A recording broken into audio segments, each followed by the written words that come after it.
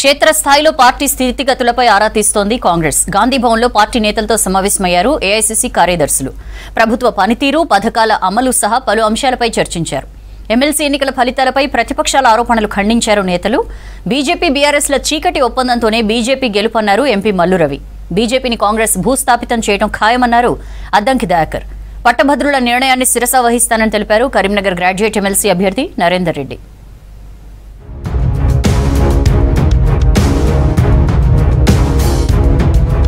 గాంధీభవన్లో party నేతలతో భేటీ అయ్యారు AICC కార్యదర్శులు విష్ణునాథ్, విశ్వనాథన్.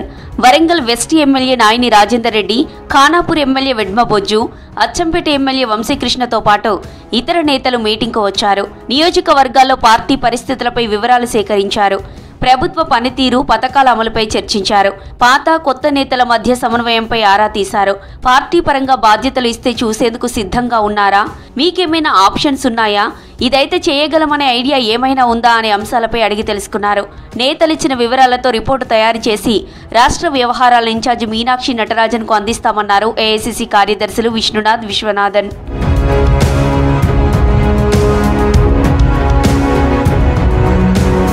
బీజేపీ బీఆర్ఎస్ల చీకటి ఒప్పందంతోనే ఎమ్మెల్సీ ఎన్నికల్లో బీజేపీ విజయం సాధించిందన్నారు నాగర్ కర్నూలు ఎంపీ మల్లు రవి. ఈ ఎన్నికలకు ఇతర ఎన్నికలకు సంబంధం ఉండదని, ఈ ఫలితాలతో తమకు నష్టమేమీ లేదన్నారు. 2 సీట్లు రాగానే బండి, కిషన్ రెడ్డి అన్నీ మేమే గెలుస్తామంటున్నారని ఎద్దేవా చేశారు. ఇక ఎమ్మెల్యే కోట ఎమ్మెల్సీల్లో ఖచ్చితంగా సామాజిక న్యాయం ఉంటుందని తెలిపారు ఎంపీ. ఈ పరిస్థితులకు సంబంధించిన ఒక అవగాహన కాంగ్రెస్ పార్టీకి ఉంది. కానీ మేము ఇప్పుడు ఓడిపోయిన తక్కువ మెజారిటీని పూర్తిగా చేసుకొని వచ్చే ఎన్నికల్లో ఈవెన్ ఎమ్మెల్సీల్లో కూడా కాంగ్రెస్ పార్టీ గెలవటానికి కావలసిన ఏర్పాట్లు చేసుకోవటానికి దీన్ని ఉపయోగించుకుంటాం. దీని మీద కాంగ్రెస్ పార్టీ లోతుగా అధ్యయనం చేసి మరి భవిష్యత్తులో నిర్ణయాలు తీసుకోవడం జరుగుతుంది. బీజేపీ బీఆర్ఎస్ 2 ఒక్కటే అన్నారు కాంగ్రెస్ నేత అద్దంకి దయాకర్.